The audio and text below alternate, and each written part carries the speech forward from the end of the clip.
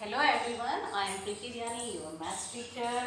बेटा, कल जैसा कि हमने आपको न्यू चैप्टर करवाया था 6.1 में, जो कि हमारा क्या है, सिंप्लीफिकेशन। इसमें हम किसी भी क्वेश्चन को सिंप्लीफाई करना सीखेंगे और इसका हमने फर्स्ट क्वेश्चन कर लिया था। आज बेटा हम इसका सेकंड क्वेश्चन करेंगे, सेकंड का फर्स्ट पार्ट। तो हमारा देखिए सेकंड क्वेश्चन क्या है, simplify the following and verify whether they are equal. आपको सिंप्लीफाई करना है, इसमें आपको दो पार्ट दिए गए हैं और ये प्रूव करना है कि ये दोनों इक्वल है या नहीं है। जो दोनों दिए ना, दोनों तरीके से लिख के दिया गया है, उसको आपको सिंप्लीफाई करना है। तो क्वेश्चन नंबर सेकेंड, एक पार्ट हम देखेंगे, 14 multiply by 6 divided by 3 and 14 multiplied by 6 divided by 3 हमें करना है क्वेश्चन में। तो देखिए बेटा, आपका ये क्वेश्चन है।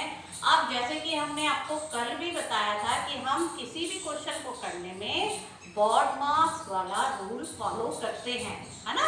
तो सबसे पहले बॉड मास में B means bracket, of means अगर उनके बीच में मल्टीप्लिकेशन हो रहा है तो उसे आप मल्टीप्लाई करेंगे, डी मीन्स डिवीजन, डिवाइड करेंगे, मल्टीप्लिकेशन करेंगे, after that addition and at last subtraction. Last में आपको क्या करना है, सब्ट्रैक्शन करना है। तो यही हम इस क्वेश्चन में भी फॉलो करेंगे। तो पहले हम सबसे पहले ब्रैकेट वाला क्वेश्चन सॉल्व करेंगे। तो 14, पहले हम ये वाला क्वेश्चन ले रहे हैं, 14 multiply by 6 divided by 3। Okay, अब 14 का टेबल आप 6 टाइम्स तक पढ़ेंगे। 84, 14 6 84 और इसका डिवाइड बेटा आपको किससे करना है, 3 से करना है। तो 3 से हमने इसे डिवाइड किया, 3 2 जा 6, 3 8 जा 24। ये आपको आंसर फाइंड हो गया। अब सेकंड पोर्शन आप लेंगे and 14 multiply by 6 divided by 3। इस पोर्शन को हम सॉल्व करेंगे और इसके अंदर जो ब्रैकेट है ना, उस पोर्शन को हम सॉल्व करके देखेंगे। तो 14 मल्टीप्लाई बाय 6 का डिवाइड हम 3 से करेंगे, तो 3 2 जा एंड 14 2 जा 28। आपको क्या आंसर फाइंड हो गया, 28 आंसर आपको फाइंड हो गया। तो देख रहे हैं आप, दोनों का आंसर आपका क्या है, सिमिलर है। तो इस क्वेश्चन में आपसे यही पूछा गया है, क्या पूछा गया है कि दे आर इक्वल। तो आप देख रहे हैं बोथ आर इक्वल। आप यहाँ लिखेंगे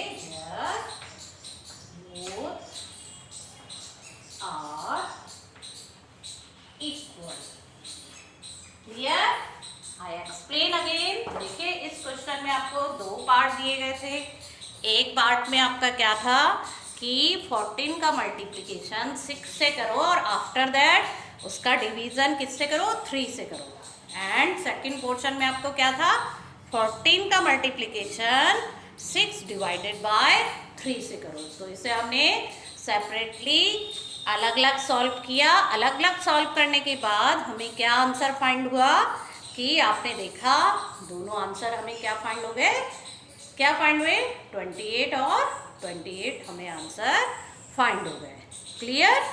अब आते हैं हम क्वेश्चन नंबर बी पार्ट में। इसी क्वेश्चन का हम बी पार्ट देखेंगे। तो देखिए उसे, बी पार्ट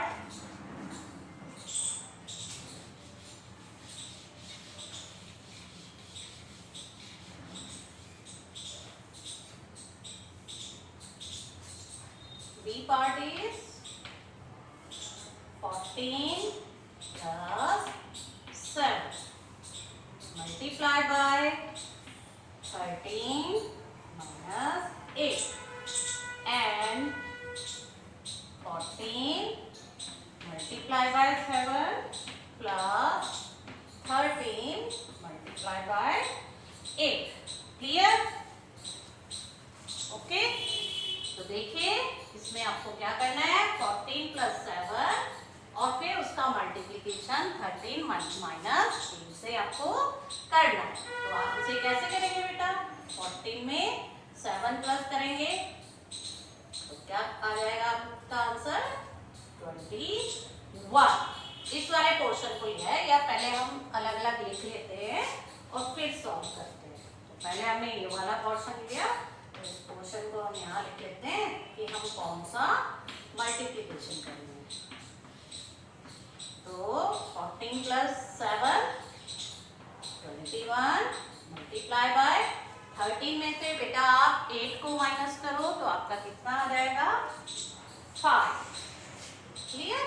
अब 5 का मल्टीप्लाई 21 से करोगे 5 1 जा 5 5 2 जा 10। अब हमने सेकंड पोर्शन लिया, एंड लगा दिया बीच में 14 multiply by 7 plus 13 multiply by 8। आप 14 का मल्टीप्लाई आप किससे करेंगे 7 से करेंगे। 7 4 जा 28 का 8 2 आ गया, 7 1 जा 7 और 2 98, 14 7 जा 98 होता है, प्लस 13 का 8 से मल्टीप्लाई करेंगे तो आपका कितना आ जाएगा 104। ओके। अब इन दोनों का एडिशन किया आपने तो 8 और 4 12 का 2 1 कैरी 9 और 1 10 का 0 1 2 0 2 आपका आंसर आ गया। और यहाँ क्या आ गया बेटा 105। दोनों वैल्यू क्या है आपकी डिफरेंट है, अलग अलग है ना दोनों वैल्यू, तो ये हमारा आंसर सेम नहीं है। तो आप लिखोगे no they are not equal. ये क्या है इक्वल नहीं। आ गई बेटा बात समझ में कि नहीं आई बताइए। ठीक है, तो ये दोनों आंसर क्या हैं आपके इक्वल नहीं। अब बेटा हम आते हैं आपकी नेक्स्ट एक्सरसाइज में, जो कि आपकी क्या है 6.2। तो 6.2 में जो आपका एक्सरसाइज है इसमें आपको नंबर पैटर्न के बारे में बताया जाएगा। हमने पीछे भी बहुत से क्वेश्चन किए हैं, लेकिन अब इसमें थोड़ा डिफरेंट टाइप के क्वेश्चन आएंगे, उन्हें आप फॉलो करेंगे। तो देखते हैं हम इसका फर्स्ट पार्ट 6.2 हमारी एक्सरसाइज है। 6.2 का फर्स्ट क्वेश्चन हम देखते हैं, है ना।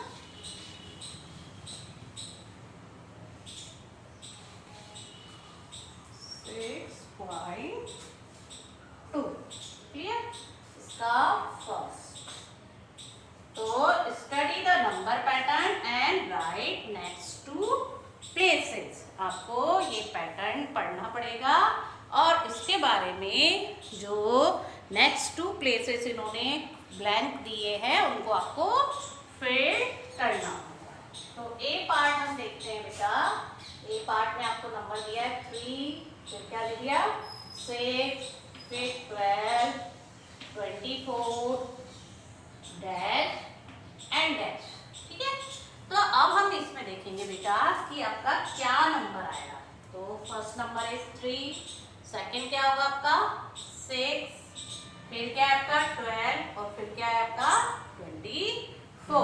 आपको नेक्स्ट टू नंबर फाइंड करने। तो देखो हमारे नेक्स्ट टू नंबर कैसे फाइंड होंगे। हमारा नंबर क्या हम देखेंगे कि इसमें क्या पैटर्न आपका फॉलो हुआ है। तो हमने देखा 3। अब नेक्स्ट नंबर क्या है हमारा 6। 3 में हम 3 प्लस कर रहे हैं तो हमारा क्या आ गया 6 आ गया। फिर 6 में हम क्या प्लस करें कि 12 आ जाए। तो हम देख रहे हैं 6 में 6 प्लस कर रहे हैं तो 12 आ जाए। उसके बाद 12 में क्या प्लस करें 24 आ जाए। 12 में 12 प्लस करेंगे तो क्या आ जाएगा आपका 24 आपको फाइंड हो जाएगा। तो आप देख रहे हैं इसमें अगर हम 2 जा से मल्टीप्लाई कर रहे हैं तो हमें नेक्स्ट नंबर फाइंड हो जा रहा है। तो आप देख रहे हैं 3 2 जा 6, 6 2 जा 12, 12 2 जा 24, 24 2 जा क्या होगा बताइए 48। तो अब हमें आगे के नंबरों से ये पता चल गया कि भाई इसका पैटर्न क्या है, हमें किससे मल्टीप्लाई करना है, 2 से मल्टीप्लाई करना है। अब अगेन हमारा 48 आया, इसका मल्टीप्लाई भी आप किससे करेंगे, 2 से करेंगे। तो 2 8 जा 16 का 6, 2 4 जा 8 और 1 9। तो हमारा क्या आ गया बेटा, यहाँ पे 96 नंबर हमें फाइंड हो गया। क्लियर? आ गई बात समझ में आपको कि नहीं आई? ठीक है, तो इस तरह से आपने नंबर को लिख लिया। अब हमारा आता है बी पार्ट। बी पार्ट में देखिए 4 7 10 13 और नेक्स्ट 2 नंबर आपको फाइंड करना है। तो अब इसमें देखिए हम क्या पैटर्न यूज करें। तो 4 में हमने क्या प्लस किया बेटा, 7 में से आप 4 को माइनस करेंगे तो आपका आंसर क्या आ रहा है। इन दोनों में देखो, आप देख रहे हो कि ये नंबर इससे बढ़कर है। तो 4 में हम क्या कर रहे हैं, यहाँ पे +3। 4 में +3 किया तो हमें क्या फाइंड हो गया, 7।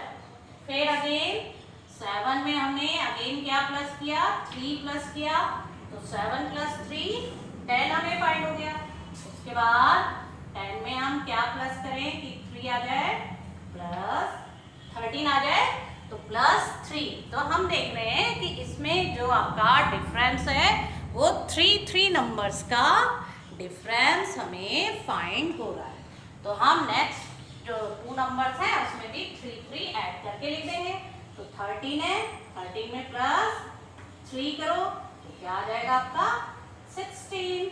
नेक्स्ट नंबर इज 16 में आप क्या प्लस करो, 3 प्लस करोगे तो आपका क्या आ जाएगा बेटा 19 आपको फाइंड हो जाएगा।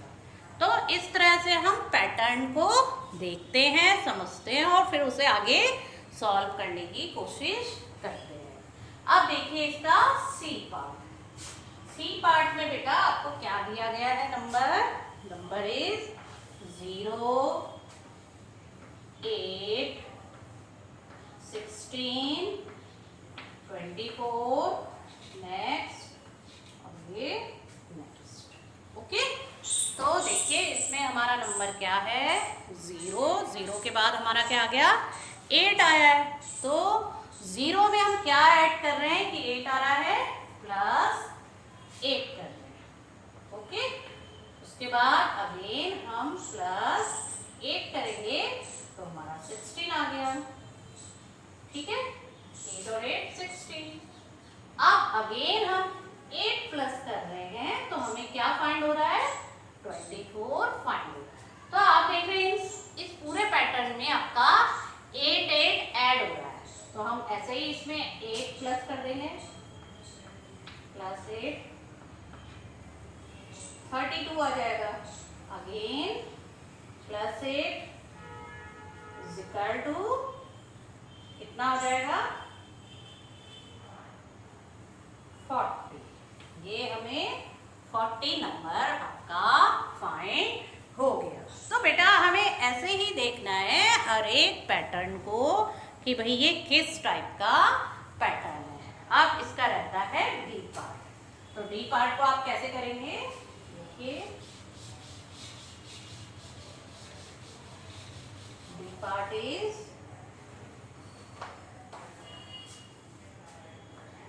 200 या 180, नेक्स्ट इज 160 और नेक्स्ट 2 पैटर्न आपको फाइंड करने हैं। क्लियर?